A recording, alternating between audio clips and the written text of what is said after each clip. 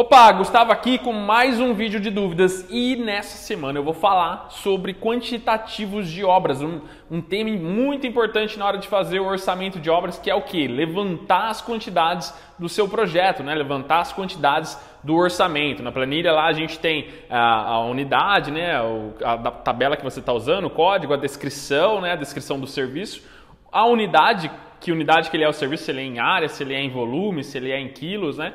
O preço unitário é a próxima coluna e o preço total. Então essa coluna aqui de quantidades é o que eu vou trazer hoje para vocês. Eu recebi uma dúvida lá no nosso Instagram, no @engenheiro de custos, então achei uma dúvida bem legal e também é bem importante se atentar a alguns detalhes sobre a parte de quantitativo. Isso é algo muito pessoal, você vai aprendendo com o tempo, você vai pegando as suas próprias maneiras de fazer isso, né? De fazer o seu quantitativo. É muito particular isso entre os orçamentistas, os engenheiros de custos, mas algumas boas práticas sempre são seguidas e sempre são utilizadas ali para ter um melhor aproveitamento dessa parte e não errar, que esse erro aqui nessa parte de quantidades realmente vai impactar aí no resultado final da obra, pode trazer um certo prejuízo para a empresa também, então alguns riscos, porque preço geralmente você tem bases, né? Você se baseia, apesar que as bases hoje fogem bastante a parte principalmente de produtividade de mão de obra, mas mesmo assim você consegue ainda ajustar. A parte de quantidades, de quantitativo já é um pouco mais complicado. Então vamos lá, começando desde o início aí, na parte de serviços iniciais, né? Você vai ter ali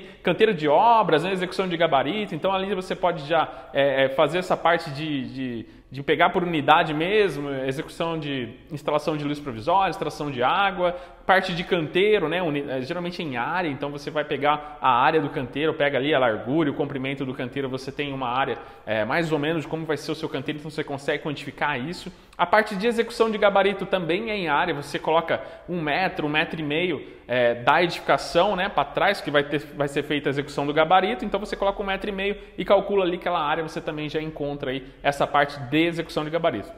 Depois a gente começa com parte de movimentação de terra, né? Serviços preliminares ainda, parte de movimentação de terra. É importante aí você saber, entender sobre o empolamento, né? Saber quando a hora que você vai na jazida fazer a escavação, a hora que você retira aquela terra, ela incha, né? Ela tem um efeito ali das partículas, que os vazios dela tá lá compactada certinho, a hora que você faz a retirada desse aterro, a terra ela incha, né, com um efeito chamado empolamento, as partículas vazias no meio, ela acaba enchendo ali e isso dá um volume maior. Então você retira ali 1 metro cúbico, vai transportar 1,3, 1,2, né, 20 a 30%, dependendo do tipo do solo. Também ficar muito atento a essa parte de empolamento. Depois você tem outro serviço, né, carga, né, se tiver carga, transporte, se atentar a isso.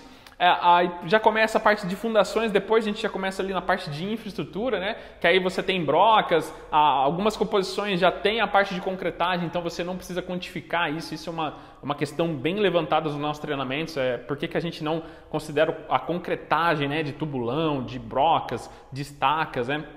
Por que não é feito isso? E se você entrar na composição, você vai ver que lá já tem a concretagem. Geralmente tem a escavação e tem a concretagem. Quando não tem a escavação, você considera fora também. Aí sim você acaba quantificando isso fora desse serviço. Mas geralmente já está incluído ali a concretagem nesse serviço. Então se atente a isso. Parte ainda de infraestrutura, parte de escavação, né? Ali já escavar um pouco maior a vala do que está no projeto. Isso também é uma boa prática. Parte de concreto, muito atento às composições. Acho que isso é a maior dica aqui desse vídeo, é em relação ao critério de medições da parte da base, né, que você tem que se atentar ali e olhar, e essa parte de verificar o que está acontecendo no seu projeto. Então, concreto mesmo, você às vezes tem na base a parte de concretagem, mas ele separa o lançamento, né, que seria com bomba, né, você geralmente tem uma bomba que traz, você tem o concreto, que se for usinado vem um outro caminhão ali, vem fazer essa parte da concretagem, você precisa desse outro caminhão lança, né, um caminhão bomba aí para fazer o lançamento do concreto. Então são 3 itens aí que você precisa se atentar para não errar também. Se colocar só o serviço de concreto, você vai estar quantificando errado esse serviço e vai dar também prejuízo. Então, nessa parte de infra, super praticamente bem parecida com a de infraestrutura, você tentar esses itens também, que vai ser forma aço, concreto, né?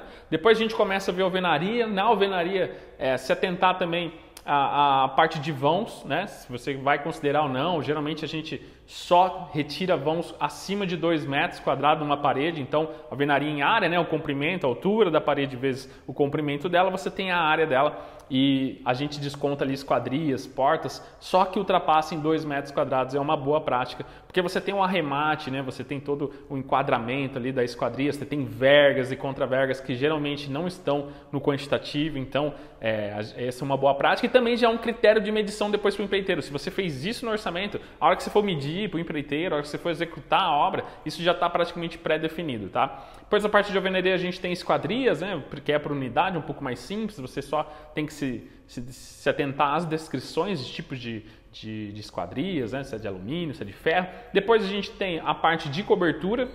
Estou dando um resumo geral aqui, como se fosse um checklist geral da obra. Parte de cobertura, tem composição que considera o pano na horizontal e tem composição que considera com a inclinação. Então, se for com inclinação, você considera, né? Obviamente. Se for sem, a SINAP mesmo é sem, você considera só a área no pano horizontal, é até mais simples de se realizar essa parte. Na parte de superestrutura, eu acabei até passando aqui sem mencionar, você tem a laje, que também é no pano horizontal, para você encontrar a área bem simples. Também só escolher o tipo de laje, se é protendida, se é pré-fabricada ou qualquer outro item, tá? Basicamente, instalações hidráulicas elétricas com projeto, você tem que ir lá e quantificar, ver a metragem das tubulações, né? Pegar ali a quantidade de condulete, quantidade de eletrodutos, né? Quantidade de tubos de PVC, tudo isso é também por metro ou unidade, é bem simples também, não tem muito segredo.